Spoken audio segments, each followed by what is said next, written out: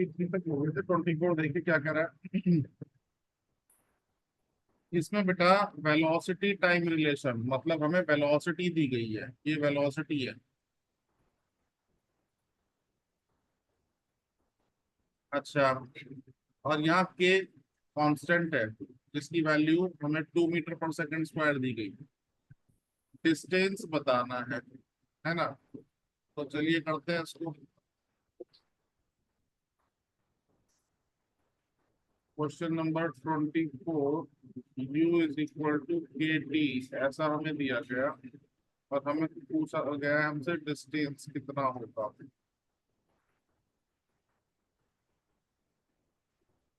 तो बेटा मैंने आपको बताया था, यहाँ जब स्ट्रेट लाइन पे पार्टिकल ट्रेवल करता है तो जो डिस्टेंस होता है वही डिस्प्लेसमेंट होता है, दोनों एक ही चीज है।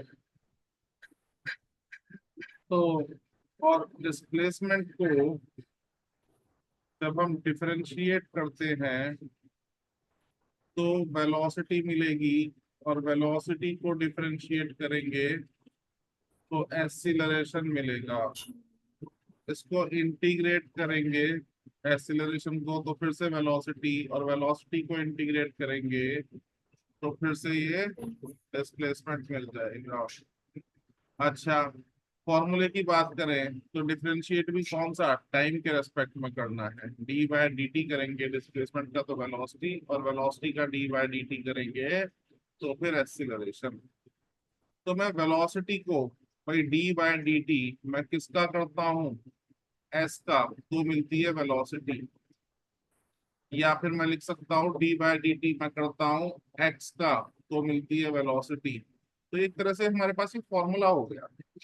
और इसी तरह से अगर मैं डी बाय डी टी करता हूँ वेलोसिटी का तो मिलता है एक्सीलरेशन, तो ये भी एक फॉर्मूला हो गया। ये फॉर्मूले हैं, इनको हमें याद करना है, ये हमें याद होने चाहिए। तो इसी कॉन्सेप्ट से फॉर्मूला निकल के आ रहे हैं, तो शॉर्ट में हम कह सकते हैं कि वेलोसिटी का फॉर्मूला होता है d x by d t, और एक्सीलरेशन का फॉर्मूला होता है डीवी बाय डी टी। इसके अलावा एक्सीलरेशन का बेटा एक और फॉर्मूला होता है v d v by d s, ये भी एक्सीलरेशन का है। कभी बच्चों के मन में डाउट आ सकता है कि जी ये कैसे है, तो इसको भी समझ लीजिए कैसे आ रहा है। तो ये अभी अभी देखा, acceleration is equal to d v by d t. इसमें ऊपर नीचे डी एस की मैं मल्टीप्लाई कर दूं तो कोई फर्क नहीं पड़ेगा, लेकिन रीअरेंजमेंट करने से नया फॉर्मूला बन के तैयार हो जाएगा। इसको मैं लिख सकता हूँ रीअरेंज करके आगे पीछे लिख लें तो d s by d t into d v by d s. और d s by d t अभी भी बताया, ये होता है वेलोसिटी, यानी कि v। तो एक्सीलरेशन का जो एक और नया फॉर्मूला मिल गया v d v by d s. तो ये कुछ फॉर्मूले हैं जो आपको याद करने हैं। एक तो हो गया v is equal to d x by d t, जिसको मैं लिख सकता हूँ v is equal to d s by d t, तब भी यही बात है। और एक्सीलरेशन का फॉर्मूला हो गया v d v by d s, और दूसरा फॉर्मूला हो गया d v by d t. इनसे हमारा काम चलेगा। अब आते हैं क्वेश्चन पे। इतनी बात समझ में आई तो अब क्वेश्चन की बात करते हैं। Question number 24, u is equal to k t. U भी यहाँ वेलोसिटी है, और वेलोसिटी है तो मतलब मैं लिख सकता हूँ v is equal to d s by d t. तो भाई ये भी वेलोसिटी है, ये भी वेलोसिटी है, तो दोनों को इक्वेट कर लो, इक्वेशन वन इक्वेशन टू। तो ये क्या हो गया, d s by d t is equal to k t, और डी एस हो गया के टी डी टी। ये रिलेशन मिला। अब इंटीग्रेशन, कल मैंने डिफरेंशिएशन की आपसे बात की थी, आज इस क्वेश्चन में हमें जरूरत पड़ रही है इंटीग्रेशन लगाने की, तो इंटीग्रेशन भी हमें आना चाहिए। तो यहाँ इंटीग्रेट करेंगे तब हमारा काम चलेगा। तो थोड़ा सा बेसिक आइडिया इंटीग्रेशन का ले लेते हैं, तब इसकी बात करेंगे। तो इंटीग्रेशन, जिसको हिंदी में समाकलन कहते हैं, इसका मतलब होता है जोड़ना। इंटीग्रेशन मीन्स समेशन, समेशन मतलब जोड़ना। अब बिल्कुल उसका उल्टा है ये डिफरेंशिएशन का। जैसे डिफरेंशिएशन में हम पढ़ते हैं ना एक्स की पावर एन, इसको डिफरेंशिएट कर दो तो पावर मल्टीप्लाई में और पावर में से एक कम हो जाएगा। इंटीग्रेशन में ठीक उल्टा होगा। इंटीग्रेशन का साइन होता है एक कर्व, है ना, एक लाइन बना के ऊपर से नीचे से इसको मोड़ देते हैं, ये इंटीग्रेशन का सिंबल है। ठीक है, अगर मुझे एक्स का इंटीग्रेशन करना है, dx के रेस्पेक्ट में करना है, या x की पावर n का करना है, तो फॉर्मूला क्या कहता है जरा समझिए। वहां हमने क्या किया था, वहां पावर को मल्टीप्लाई किया था और पावर में से वन माइनस किया था। यहाँ पर बेटा हम माइनस की जगह प्लस करेंगे और मल्टीप्लाई की जगह डिवाइड करेंगे। वहां पहले मल्टीप्लाई किया था, बाद में माइनस किया था। यहाँ पहले हम क्या करेंगे, प्लस करेंगे, बाद में डिवाइड करेंगे। तो ये पावर n है, जो भी हमारी पावर है उसमें वन प्लस कर दीजिए, तो ये हो जाएगा x की पावर n प्लस वन। और ये जो नई पावर हो गई n प्लस वन, इसी से हम डिवाइड कर देंगे, तो ये इंटीग्रेट होगा। ये इंटीग्रेशन का फॉर्मूला, मेन फॉर्मूला, जिससे हमारे क्वेश्चंस होंगे। ये है क्या? ठीक है, अच्छा जी, आगे चलते हैं। और कुछ छोटी छोटी बातें, जैसे कुछ एग्जांपल देखते हैं इसकी, फिर आगे बात करेंगे। कि x की पावर वन है, मुझे इंटीग्रेट करना है इसको, तो ये इंटीग्रेशन का सिंबल बन गया। तो क्या करूं, x की power one plus one upon one plus one, ये हो गया इंटीग्रेशन। यानी कि x की पावर टू अपॉन टू, ये आंसर हो गया। और एग्जांपल देख लेते हैं। x की पावर टू का करना है मुझे इंटीग्रेशन, तो ये क्या होगा, x की power two plus one upon two plus one, यानी कि x की power three upon three. x की पावर थ्री का हमें करना है, तो ये हो जाएगा बेटा x की power three plus one upon three plus one, यानी कि x की पावर फोर अपॉन फोर। इस तरह से इंटीग्रेशन करते हैं। ये तो कुछ बेसिक हो गए, और देख लेते हैं इसमें। अगर बेटा आपको कह रहे हैं डी एक्स का, अभी हम क्या कर रहे थे, एक्स का इंटीग्रेशन डी एक्स के रेस्पेक्ट, तो ये हो रहा था यहाँ कुछ नहीं है तो पावर वन है, और पावर वन प्लस वन नई पावर हो गई वन प्लस वन, उसी से हमने डिवाइड कर दिया, ये हो गया एक्स की पावर टू अपॉन टू।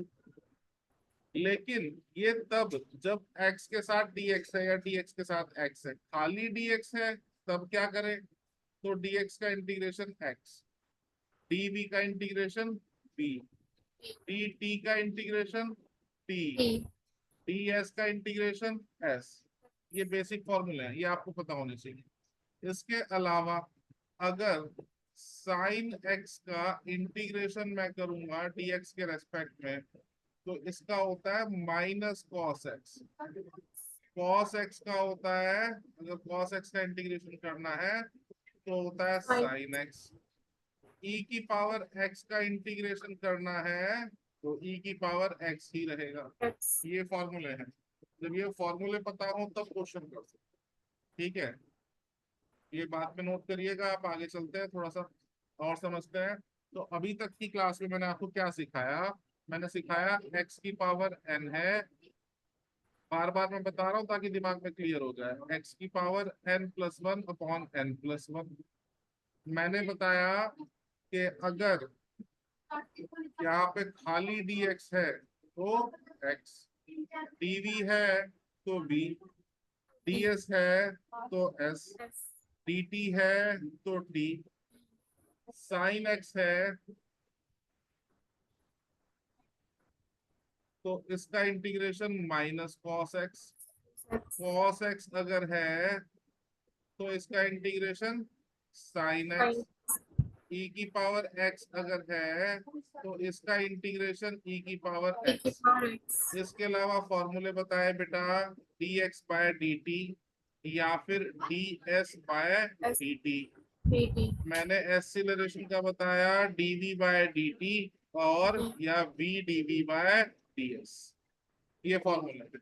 अब अगर ये फॉर्मूले दिमाग में क्लियर हुए तो हम आगे चले, टॉपिक की बात करें। फिर वापस आते हैं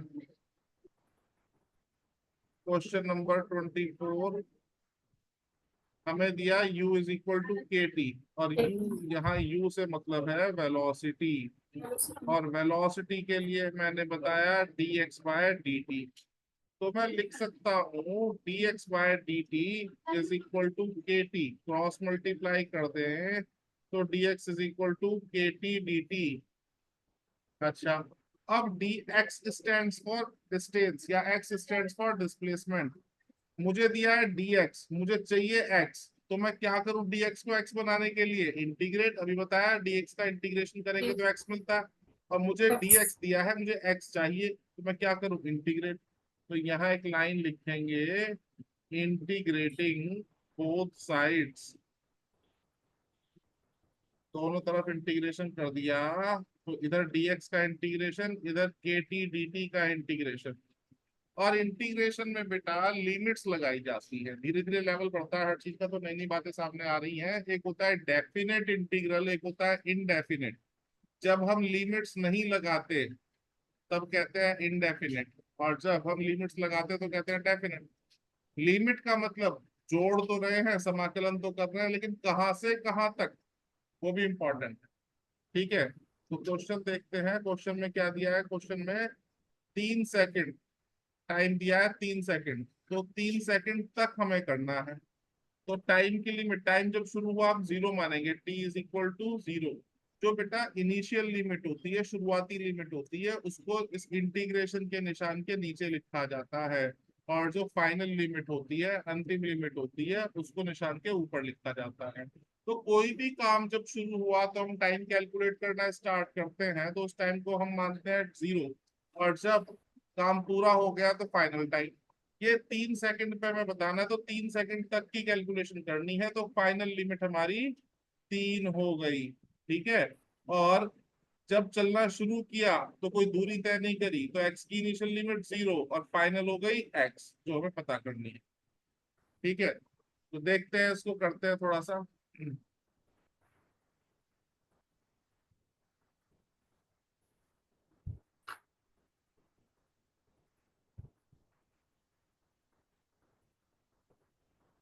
देखिए, dx का इंटीग्रेशन जीरो से x, के टी डी टी का इंटीग्रेशन जीरो से 3, dx का इंटीग्रेशन होता है x। जब इंटीग्रेशन हो जाता है तो ये जो कर्व वाली लाइन हम बना रहे हैं, ये सिंबल जो है इंटीग्रेशन का, इसको हटा देते हैं, इसको लगाना बंद कर देते हैं, और इसकी जगह बेटा स्क्वायर ब्रैकेट लगाते हैं, ये लग गया स्क्वायर। और इसके एक साइड में हम लिखेंगे लिमिट्स जीरो से x। अब यहाँ के कांस्टेंट है, इसको बाहर रखो, और t का इंटीग्रेशन करना है हमें। t की पावर 1 है, जब कुछ नहीं है तो पावर 1 है, और जब इंटीग्रेशन करोगे तो क्या हो जाएगा? ये अलग से देखिए आप, t की पावर 1 का इंटीग्रेशन dt के रेस्पेक्ट में करेंगे तो पावर में 1 जोड़ देंगे और नई पावर से डिवाइड कर देंगे, तो ये हो गया टी स्क्वायर अपॉन 2। तो ये यहाँ पे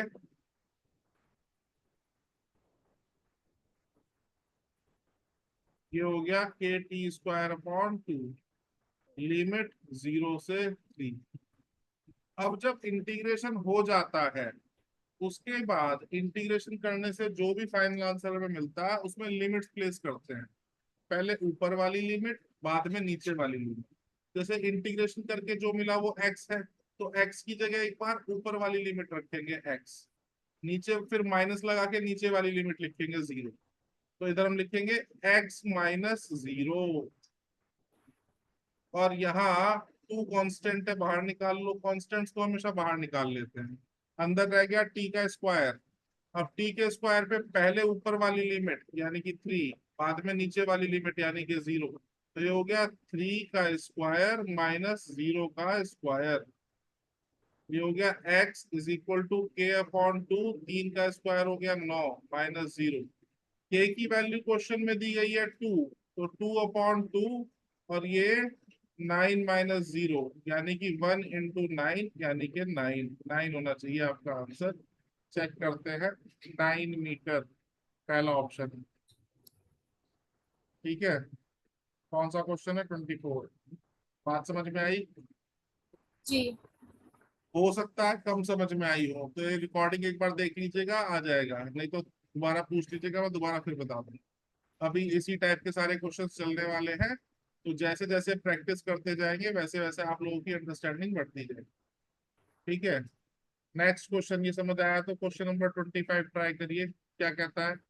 पोजीशन, पोजीशन की बात कर रहा है, position x of A particle, particle है कोई, उसकी पोजीशन है एक्स, और एक्स के लिए इक्वेशन दी गई है, एक्स के लिए हमें इक्वेशन दी गई है। पोजीशन जो होती है फिजिक्स में, वो डिस्प्लेसमेंट को दर्शाती है, डिस्प्लेसमेंट के बारे में बताती है। तो ये जो इक्वेशन है, जिसको हम पोजीशन की इक्वेशन कह रहे हैं, ये रिप्रेजेंट कर रही है डिस्प्लेसमेंट को, डिस्प्लेसमेंट मतलब विस्थापन को। आगे क्या कह रहे हैं? Acceleration at time t of particle will be equal to 0 where t is equal to, t समय पर एक्सीलरेशन कितना हो गया? 0 हो गया।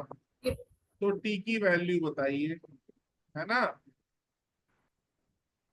फिर देख लीजिए, acceleration at time t of the particle will be equal to 0। t समय पे एक्सीलरेशन कितना हो गया है? 0। तो अब t की वैल्यू बताइए। तो इक्वेशन नोट कर लेते हैं, सॉल्व करते हैं, धीरे धीरे आएगा समझ में। हमें इक्वेशन किस चीज की दी है? डिस्प्लेसमेंट की।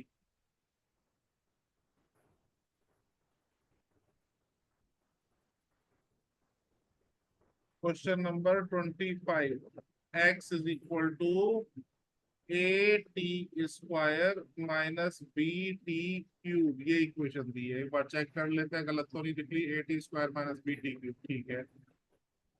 अब ये हमसे कह रहे हैं एक्सीलरेशन जब 0 होगा तब समय कितना होगा, तो टाइम कितना होगा। तो पहले तो एक्सीलरेशन पता करें, फिर उसको 0 रखें, उसकी वैल्यू 0 के इक्वल रखें, तब टाइम मिलेगा। तो बेटा, मैंने आपको सिखा रखा है, अगर भूल गए हो तो फिर याद दिला दूं, बार बार मैं याद दिलाता रहता हूँ, टीचर का काम है याद दिलाते रहना। डिस्प्लेसमेंट से डिफरेंशिएट करने पर क्या मिलता है? वेलोसिटी। और वेलोसिटी को डिफरेंशिएट करने पर, एक्सेलरेशन। बस याद है तुम्हें, हो गया काम। इसको एक बार डिफरेंशिएट करते हैं पहले तो, डिफरेंशिएटिंग बोथ साइड्स। तो d by d t of x, और इधर d by d t of a, बिल्कुल आराम आराम से करेंगे, समझ में आना चाहिए। तो ये तो बन गया वेलोसिटी। और डिफरेंशिएशन बेटा वेरिएबल का होता है, कांस्टेंट को बाहर निकाल के खड़ा कर देते हैं, अगर अकेला हो तो 0 कर देते हैं कांस्टेंट। तो ये ए कांस्टेंट है, इसको अलग अलग, भाई डिफरेंशिएशन इस पहली टर्म का भी करना पड़ेगा, दूसरी टर्म का भी करना पड़ेगा। तो इसको खोल के लिखे, डी बाई डी टी के अंदर मल्टीप्लाई कर दे समझने के लिए, तो a t square minus d by d t of b t cube, अंदर मल्टीप्लाई कर दी मैंने डी बाई डी टी। बिल्कुल आराम से बता रहा हूँ, जैसे जैसे लेवल बढ़ेगा तो फिर जल्दी जल्दी करने लगेंगे हम, अभी आराम से सीख लो, कोई जल्दीबाजी नहीं। अब इसका भी डिफरेंशिएशन होना है और इसका भी होना है, इन दोनों ही टर्म्स में डिफरेंशिएशन होना है, लेकिन दोनों के पास कांस्टेंट भी है। तो कांस्टेंट को बाहर निकालेंगे और उसके बाद फिर हम डिफरेंशिएट करेंगे। यहाँ पहले वाली टर्म में ए कांस्टेंट है, तो ए को बाहर निकाल लिया, डी बाय डी टी कर दिया टी स्क्वायर का। दूसरे वाली टर्म में बी कांस्टेंट है, इसको बाहर निकाल लिया, डी बाय डी टी करेंगे टी क्यूब का। और मिक्स मत कर देना कि डिफरेंशिएशन की जगह इंटीग्रेशन और इंटीग्रेशन की जगह डिफरेंशिएशन कर दो, याद रखना डिफरेंशिएशन में क्या करना है और इंटीग्रेशन में क्या करना है। तो जब डिफरेंशिएशन कर रहे हैं तो पावर की मल्टीप्लाई और पावर में से 1 माइनस, तो यहाँ पावर है 2, तो 2 को मल्टीप्लाई करा और 2 में से 1 माइनस, पावर को मल्टीप्लाई करा और पावर में से 1 माइनस। तो ये हो गया भैया 2a टी की पावर 1, 2 माइनस 1 1 होता है ना। और ये हो गया 3b टी की पावर 2, ये आ गया। अच्छा, करते हैं फर्दर इसको।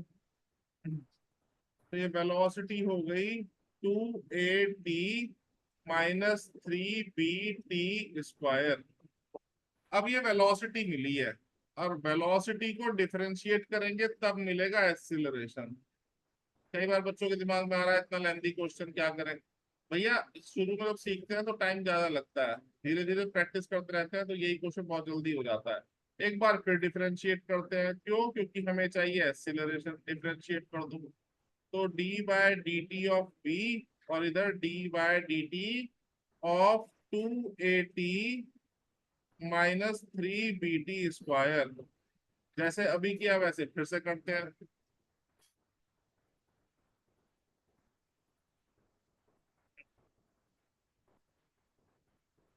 तो ये जो टर्म है ये तो बन गया एक्सीलरेशन, और d/dt की कर दे अंदर मल्टीप्लाई।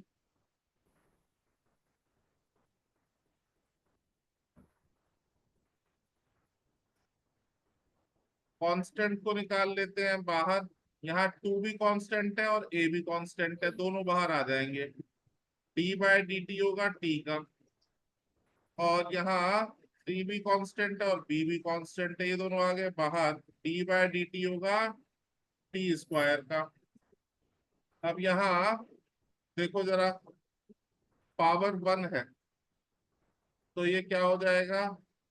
वैसे डायरेक्ट भी आप याद कर सकते हो, d/dt अगर आप t का करोगे तो बेटा 1 आता है। d/dx अगर x का करोगे तो वो भी 1 आता है। कैसे आता है समझना चाहते हो वो भी समझ सकते हैं। तो ये हो गया 2a, पावर आ गई मल्टीप्लाई में और पावर में से 1 - 1 कर दिया। पावर है 2, पावर आ गई मल्टीप्लाई में और पावर में से -1 कर दिया। तो 1 से मल्टीप्लाई होके तो ये एस सच रहेगा, और लेकिन t की पावर हो गई 0। यहाँ 2 से मल्टीप्लाई होके 3 की, ये बन गया 6b, और t की पावर हो गई 1। किसी चीज की पावर 0 होती है इसका मतलब उसकी वैल्यू 1 है, चाहे वो कुछ भी है ना।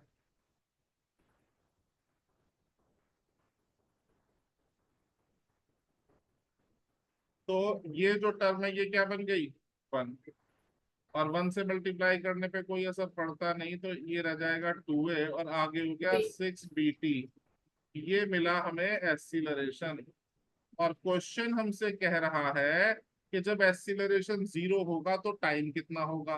तो इसको एक्सीलरेशन को 0 के इक्वल रख दो तो टाइम पता चल जाएगा। 2a minus 6BT is equal to 0।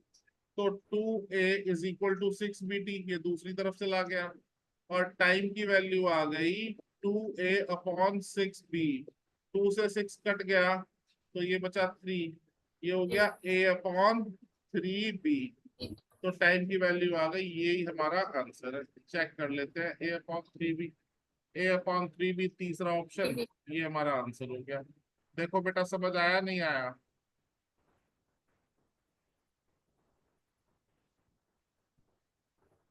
आ गया बेटा? जी। हाँ, धीरे धीरे प्रैक्टिस करते रहेंगे, टॉपिक थोड़ा सा टफ है ये, है ना। धीरे धीरे प्रैक्टिस करते रहेंगे तो और क्लियर होता जाएगा। नेक्स्ट क्वेश्चन देखते हैं क्या कह रहा है। एक पार्टिकल है, स्ट्रेट लाइन में ट्रेवल कर रहा है और उसके डिस्प्लेसमेंट की इक्वेशन दी गई है जी। क्या इक्वेशन दी गई है? s is equal to t³ -6t² plus 3t+4। और वेलोसिटी हमें बतानी है। कब वेलोसिटी बतानी है? जब एक्सीलरेशन 0 होगा तब बता। जब एक्सीलरेशन 0 है उस समय वेलोसिटी कितनी होगी, ये क्वेश्चन। तो भैया पहले इसमें एक्सीलरेशन निकालो, फिर उसको 0 के इक्वल रखो तो टाइम मिलेगा, और उस टाइम पे वेलोसिटी कितनी होगी ये हमें बताना है। चलिए तो करते हैं क्वेश्चन को। पहले सबसे पहले तो इक्वेशन नोट करते हैं।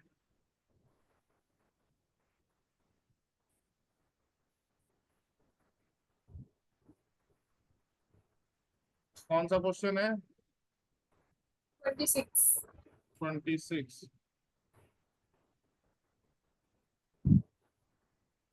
डिस्प्लेसमेंट का समीकरण दिया है, डिस्प्लेसमेंट की इक्वेशन दी गई है।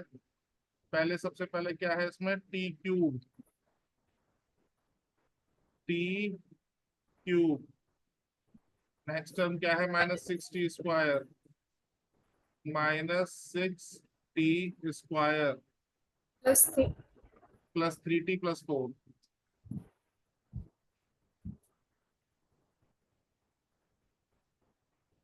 अच्छा, तो बस डिस्प्लेसमेंट है हमारे पास, एक्सीलरेशन तक जाना है, मतलब 2 बार डिफरेंशिएट करना है। तो एक बार डिफरेंशिएट करते हैं।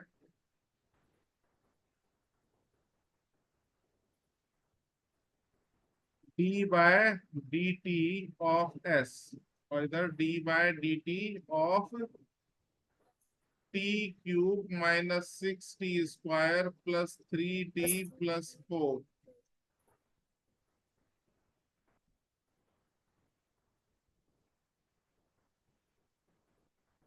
तो ये तो बन गया वेलोसिटी।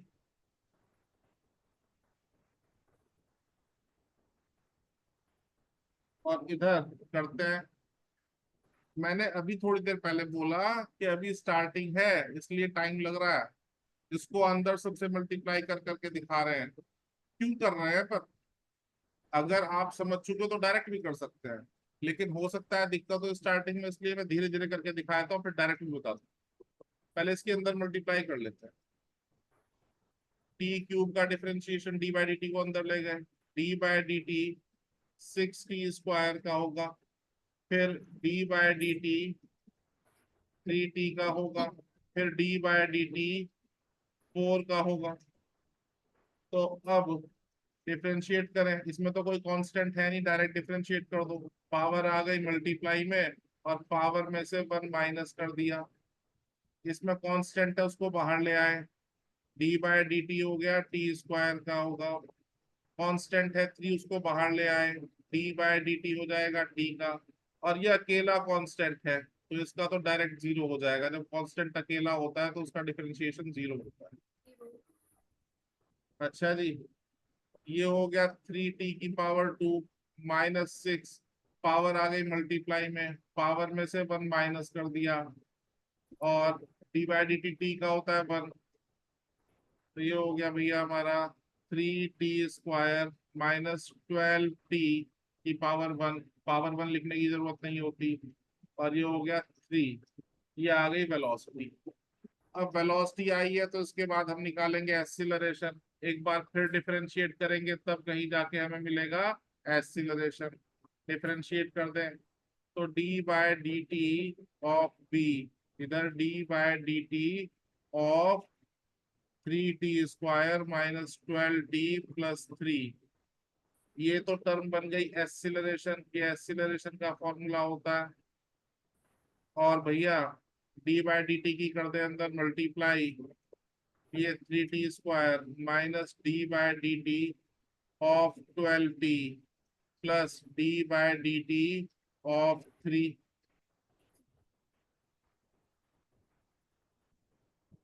ये बन गया भाई।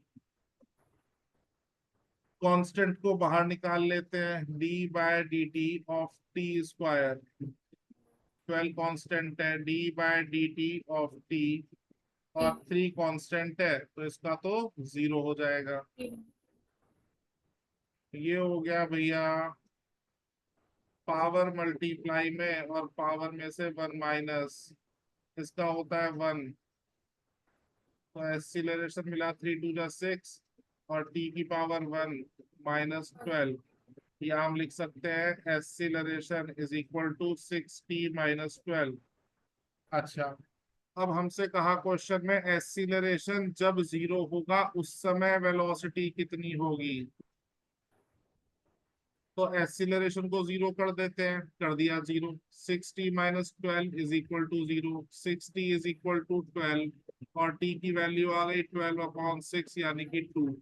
तो 2 सेकंड पे ये 0 है।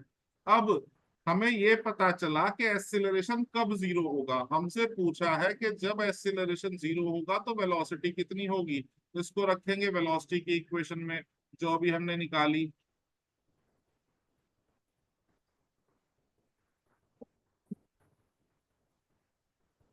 ये रही वेलोसिटी की इक्वेशन।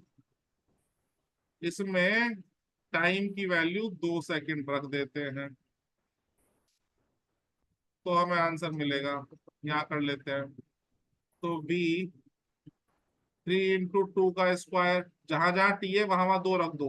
12 × 2 + 3, 2 का स्क्वायर 4 और 4 3 जा 12, 12 2 जा 24 -3, सॉरी +3। ये हो गया हमारा 12 3 15, 15 -24। ठीक है, ये कितना बचा? माइनस का 9 मीटर/सेकंड।